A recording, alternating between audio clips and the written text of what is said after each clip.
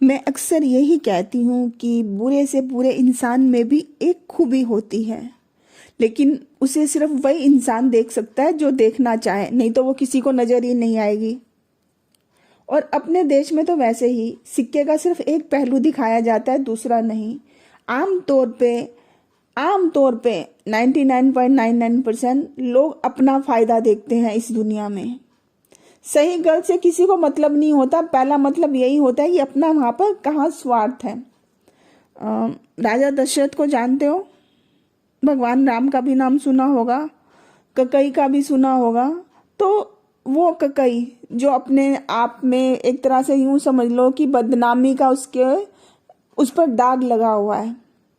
तो एक कहानी जो आमतौर पे कभी मेरे ख्याल चर्चा में नहीं आती, वो कहानी कुछ इस तरह से थी कि एक बार राजा जो थे, अयोध्या के राजा दशरथ घूमने निकले, तो रास्ते में उनका सामना बाली से हो गया। जो राजा दशरथ थे उनको बाली से किसी बात से लेके नाराजगी हो गई, तो उन्होंने उसको युद्ध के लिए ललकार दिया। तो जो राजा दशरथ थे उनकी तीनों रानियों में से जो कई थी, अस्त्र शस्त्र एवं रथ चालन में पारंगत थी, जिसका जिक्र शायद कभी नहीं होता और शायद बहुत सारे लोगों को मालूम भी नहीं होगा। तो अक्सर जब राजा दशरथ घूमने जाते थे तो अपनी रानी ककई को भी साथ ले जाते थे, और कई बार वो युद्ध में राजा दशरथ के साथ होती थी, ऐसा कहा जाता है। मैंने प्रैक्टिकली देखा नहीं हुआ। जब बाली और राजा दशरथ के मध्य भयंकर युद्ध चल रहा था, उस वक्त संयोगवश रानी ककई भी उनके साथ थी। तो युद्ध में जो बाली था वो राजा दशरथ पर भारी पड़ने लगे, क्योंकि जो बाली को ये वरदान प्राप्त था कि उसकी दृष्टि जिस भी इंसान पर पड़ जाएगी तो उसकी आधी शक्ति बाली को प्राप्त हो जाएगी, ये उसको वरदान मिला हुआ था। तो ये तय था कि दोनों में अगर युद्ध होगा तो राजा दशरथ की हार होगी। तो खैर युद्ध हो रहा था।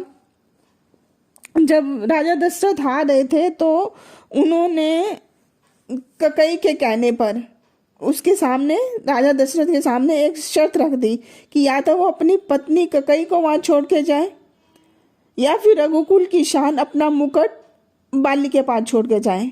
तब राजा दशरथ ने अपना मुकुट वहां छोड़कर रानी ककई को अपने साथ वापस लेकर अयोध्या जाना मुनासिब समझा। सबकी अपनी प्राथमिकताएं आती है होती है, तो उनको वो सही लगा।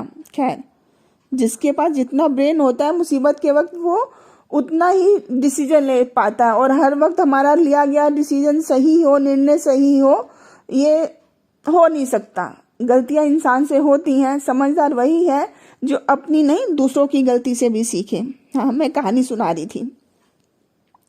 तो जब रानी ककई को ये बात मालूम हुई तो उनको बहुत तकलीफ हुई मानसिक रूप से, क्योंकि एक स्त्री कभी नहीं चाहती कि उसके पति का अपमान हो।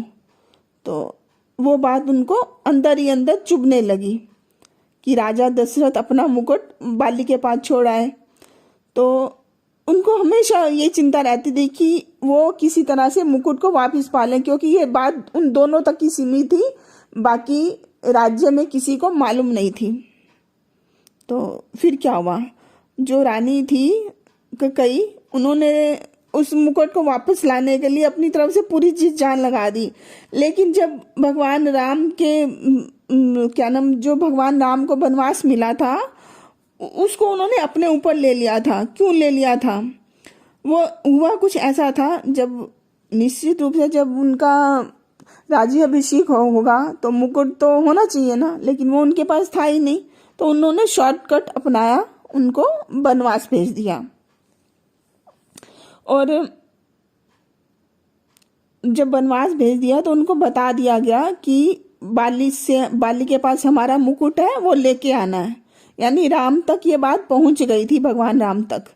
तो जब भगवान राम ने, श्री राम ने बाली को मार के गिरा दिया था, उसके बाद जब बाली से उनका संवाद हो रहा था, मतलब जब वो अंतिम सांसें गिन रहे होंगे, तो वो भगवान राम ने उनको अपना परिचय देकर वो मुकुट वापस मांगने के बारे में पूछा था। तब बाली ने बताया था कि जब मैंने रावण को बंदी बनाया था तब वे भागा तो अपने साथ छल से वो मुकुट लेके भाग गया था, यानी वो मुकुट जो राजा दशरथ का था उसके पास रखा हुआ था। तो उन्होंने कहा कि तुम मेरे बेटे को ले जाओ, वो अपने प्राणों की बाजी लगाकर भी आपका मुकुट आपको वापस दिला देगा। तब अंगद ने श्री राम का दूत बनकर रावण की सभा में जाना मुनासिब समझा और वहां जाकर उन्होंने अपना पैर जमा दिया था। ये कहानी तो सबने सुनी होगी। तो सबने पैर हिलाकर मतलब उनको पैर को हिलाने की कोशिश की थी, जो हिला नहीं था। फाइनली जब रावण आया था उनके पैर को हिलाने के लिए, वो जैसे ही झुका अंगद का पैर उठाने के लिए, तो उनका वो मुकुट गिर गया था। वो मुकुट जो राजा दशरथ का था, जो उसके पास बतौर अमानत था, इधर से उधर जाते जाते फाइनली रावण के पास पहुंच गया था। तो जब मुकुट गिर गया था तो वो अपना मुकुट उठा के चला गया था अंगद, ऐसा कहा जाता है। तो जो ये तकलीफ हुई थी वो राजा दशरथ को तो झेलनी पड़ी थी। बाली से जब वह मुकुट रावण के पास लेकर भागा था, जब मुकुट, हाँ मैं कहानी सुना रही थी कि जब बाली से रावण मुकुट लेके गया तो बाली को अपने प्राणों की आहुति देनी पड़ी। इसके बाद जब अंगद ने रावण से मुकुट ले लिया तो रावण के भी प्राण चले गए थे, ये तो सारी दुनिया जानती है। तो कुल मिला के जो ककई थी उसने ही रघुकुल की लाज बचाई थी। यदि ककई भगवान राम को वनवास नहीं भेजती तो रघुकुल का जो सम्मान था वो वापस नहीं लौट पाता, क्योंकि उनका मुकुट तो वहीं पे था।